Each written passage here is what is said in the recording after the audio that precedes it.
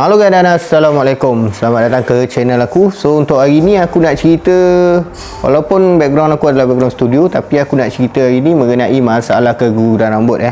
Aku antara orang yang ada juga masalah keguguran rambut sebelum ni, dan Alhamdulillah sekarang keguguran rambut tu dah berkurang lah.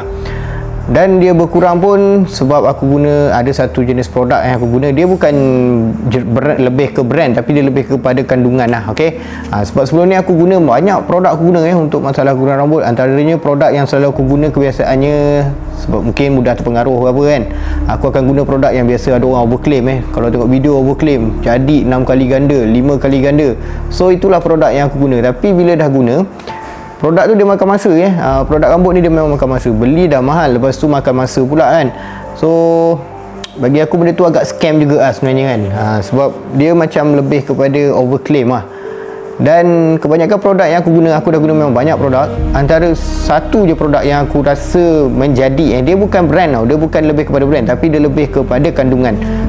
So produk yang kebiasaannya yang aku guna menjadi adalah minoxidil. Antara dalam banyak-banyak, tak kira apa pun, janji dia ada minoxidil, insya-Allah dia menjadi. Macam aku selalu aku guna minoxidil lah. Contoh yang macam kat tangan aku ni. Yang kat tangan aku ni daripada Foligross. Yang ni alhamdulillah lah, boleh lah menjadi. Yang ni jenis foam So kalau korang nak guna, korang tinggal tekan je macam ni. Tekan je kat tempat rambut korang. So dia akan jadi macam foam. Jadi bila dah keluar foam tu, korang tekan je. Korang tekan, korang bagi rata. Bagi lah rata mana yang tempat target korang tu.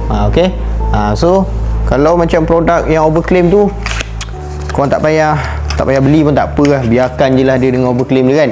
So korang fokus je kepada produk yang ada minoxidil, tak kira 5% ataupun 10%, insya-Allah menjadi.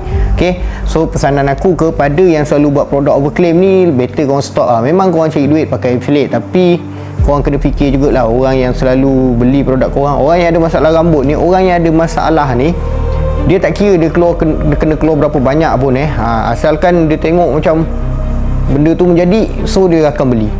Dia akan beli.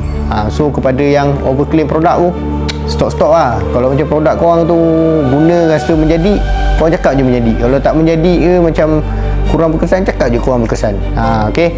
Memang korang cari rezeki, tapi biarlah cara yang betul. Stop scam orang, tak baik. Sebab produk rambut ni dia mahal-mahal dan dia ambil masa orang lah.